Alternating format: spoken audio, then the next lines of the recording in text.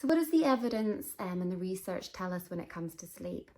A lot of this has been bundled together into something that's called CBT for insomnia. And I'm going to walk you through the three key principles there that hopefully mean that you've got something to take away and make a difference with your sleep pattern. The first one is that we have a body clock, or it's called our circadian rhythm. This is a system that's in our bodies that contains cortisol, which is released early on in the day in order to help us wake up and function, and melatonin, which is released at night time in order to help us to sleep. And these two hormones work in harmony with each other. We need to have the drop off of the cortisol as the day proceeds, and our increase in melatonin later on in order to help us to go back to sleep at night.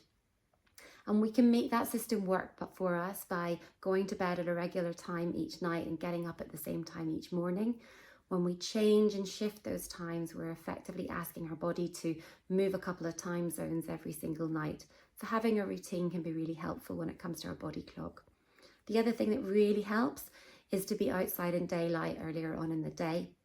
And this might be a really good tip to bring into your kind of sleep self-care kind of program, because it takes the stress away from what you're doing at night time, when we can be getting quite frustrated with ourselves because we're not sleeping. If we move that attention over to the morning and just focus on getting daylight, it can be a really nice, kind thing to do for ourselves. The second part of the evidence and research around improving our sleep comes from something that's called our sleep drive. We build up a hormone in our body called adenosine as the day goes on, and we need a lot of adenosine in our system in order to put ourselves into good quality sleep.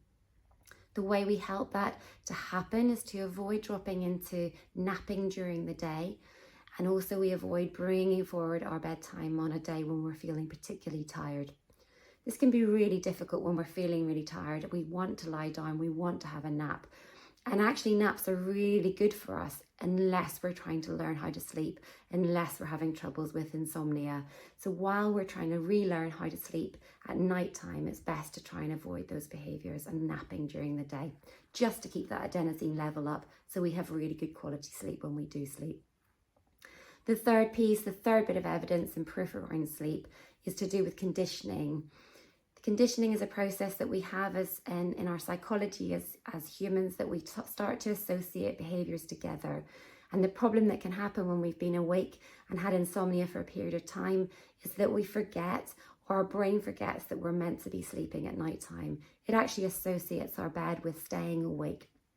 What we can do is help our brain to relearn that bed is for sleeping by doing a few key things, some of which you'll have heard before. They often get told or put under something that's called sleep hygiene. But we can create a kind of a nice lead up to bedtime, what I call a buffer zone, which can have all sorts of different things in there, all sorts of things to do with switching down and getting ourselves ready for bed. A lovely kind of routine that has to be yours.